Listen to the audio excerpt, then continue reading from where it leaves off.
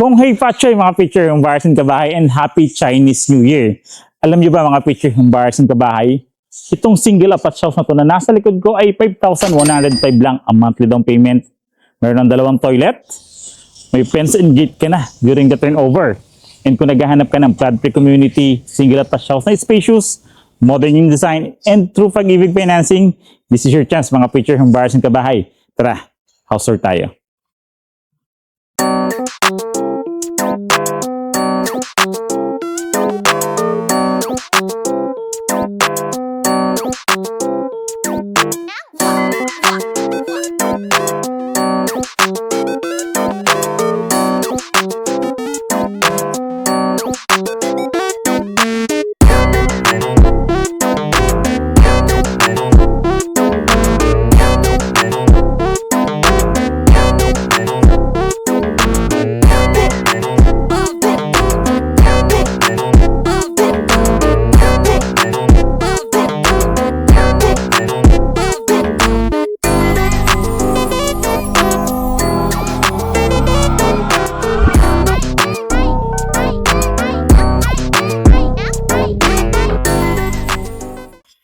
So yung mga picture ng buyers ng kabahay, so before nga tayo mag-start ng house tour natin dito sa napaka-modern and spacious single attached house dito sa Naik, Cavite.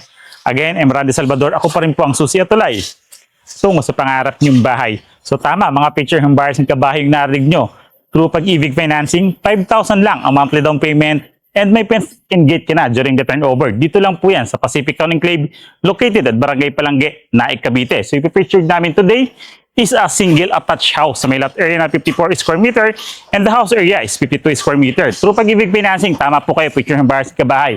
Kung naghahanap ka ng modern, high ceiling, pre-selling at the same time, napakababa ng monthly down payment. Paglipat mo with fence and gate na siya and semi-complete turnover, may dalawang toilet. So ito na yun mga picture ng buyers, yung sign na hinahanap mo para mag-invest ng property or single attached house na bahay dito sa Naik, Cavite. So punta tayo dito.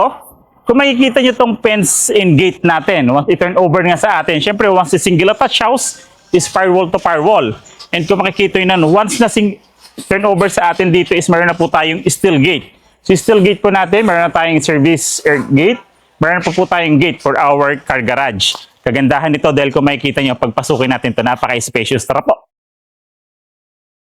So yan, papasukin natin ngayon si Pacific Town Enclave dito sa Barangay Palangge, Naik, Cavite. Kung makikita nyo, ito yung single attached house natin na 54 square meter yung lot. Kung makikita nyo, pagpasok natin ng service gate, ito yung main gate natin for our car garage. Sa space na to, mayroon pa po tayong space na pwede natin gawing future expansion, landscape garden. So like for example, mahilig kayo sa isda, pwede kayo maglagay ng pond rito, di ba? Pwede, or lagay kayo ng grotto or landscape dito. Kasi yung space na to, kung makikita nyo sa space na to, ito naman yung ating magsisilbing grahe. So yan, para malaman nyo, makita nyo kung gaano ba kalaki yung pwede naming maging grahe dito sa single attached house na to. 1, 2, 3, 4, 5. 5 hakbang po, picture ng buyers ng kabahay. So pwede nyo din pong gawin hakbang, like for example, may sasakyan kayo, hakbangin nyo po kung kakasya ba dito sa grahe natin.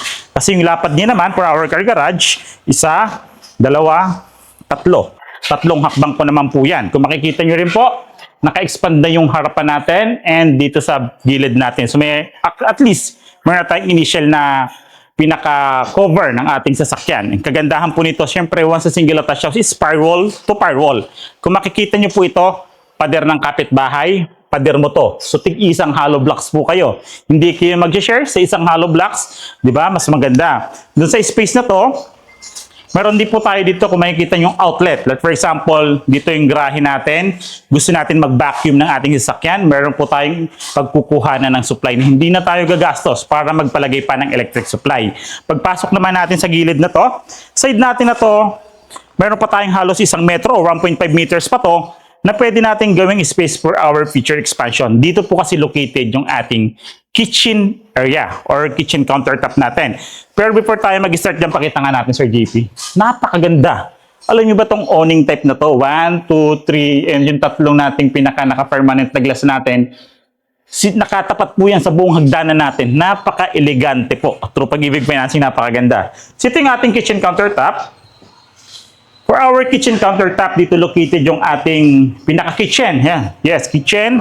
So pwede natin itong extend, PL type. Maglalagay tayong another door dyan. So di ba may another emergency exit pa tayo. Then lalaki yung kitchen natin. For our kitchen countertop, naka-granite na po yan. May stainless sink, may faucet, may cabinet during the turnover. And weatherproof outlet po. Diba? Imagine, napakaganda nito. Flood-free po yung community sa mga nakarating sa Palanggi, Naik, Cavite. Ito po yung location niya. Sea Pacific Town Enclave po. High ceiling, modern yung design, spacious, napakababa ng down payment. Kaya po, hurry up, picture yung buyers in Kabahay. Dahil ngayon lang po kasi nagawa yung model unit natin. Kaya ngayon tayo makakapag-video rito sa Pacific Town para maipakita sa inyo yung ganda. Tara po!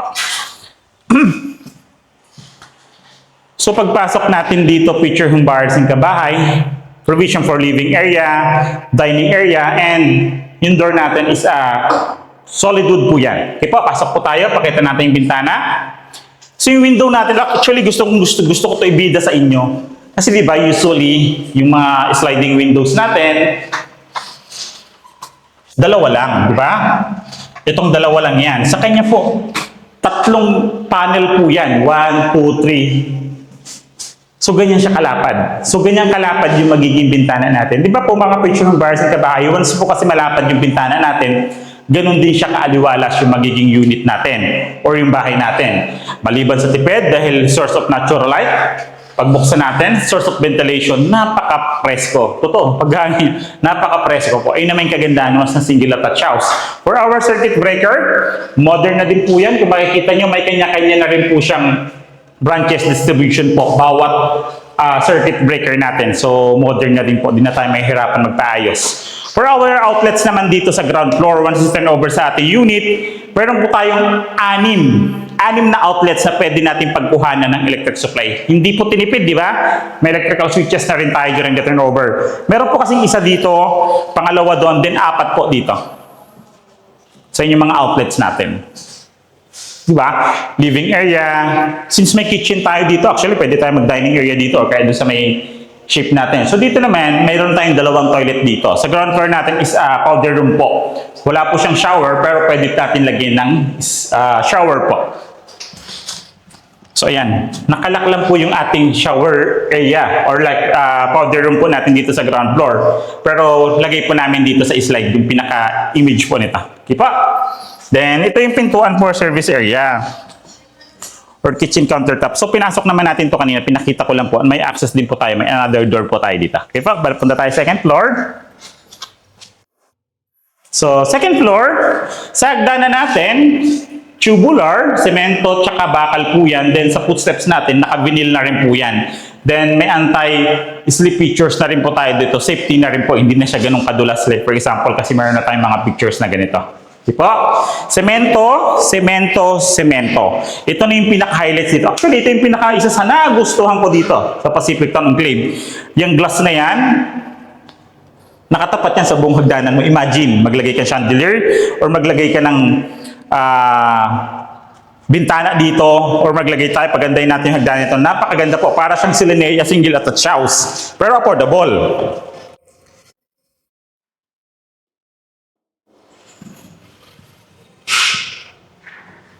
Dito sa second floor, provision siya for 2 bedrooms. Pero actually, kaya natin to gawin 3 bedrooms. Depende po sa layout. Or depende sa gusto nyong laki ng mga bedrooms na gagawin. Kaya po siya ng 3 bedrooms. Once na ilipat sa atin, may mga electrical switches na yan. Electrical switches. Ceiling natin, naka-hard reflex na po yan. And ang dami din po nating outlets dito sa second floor. So, ayun naman maganda. Katulad nga sabi ko, hindi po siya tinipid. May bintana sa gilid. May bintana din dito sa harapan. Dahil may mga outlets na rin po tayo for our air condition. Ba, napakasulit nito, mga picture bars ng Kabahay, and through Pag-ibig financing pa ito. So, sa mga naghahanap ng Pag-ibig financing na bahay, gusto nyo gamitin yung membership nga sa Pag-ibig. So, ito po yung mga picture bars. So, pwede natin i-consider na single attached house po. Okay po? Ito yung toilet and bath. Before pala tayo pumunta sa toilet and bath, mayroon tayong mini hallway rito. Diba? Tapos may awning type din dito. Pwede ka maglagay ng shelves dito. Or kaya another, ano siya, diba? Source of ventilations, natural light. Napakaganda ng design ng bahay na ito, tsaka layout po. Diba? Toilet and bath. For our toilet and bath, nakabukod na po or parang nakaangat yung ating toilet sa shower area naman natin, medyo mababa. So kagandahan niya para yung tubig papunta rito.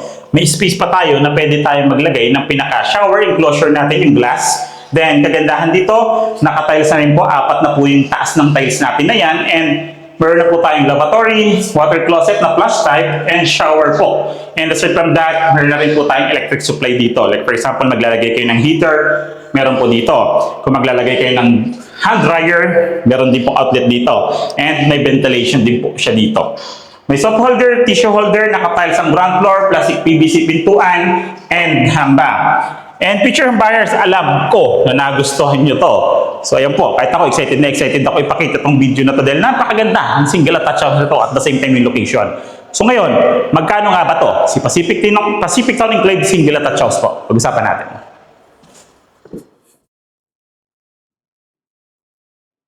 So yan, mga picture buyers and kabahay. So nakita na natin si Pacific Town Enclave dito sa Barangay Palangge na Cavite.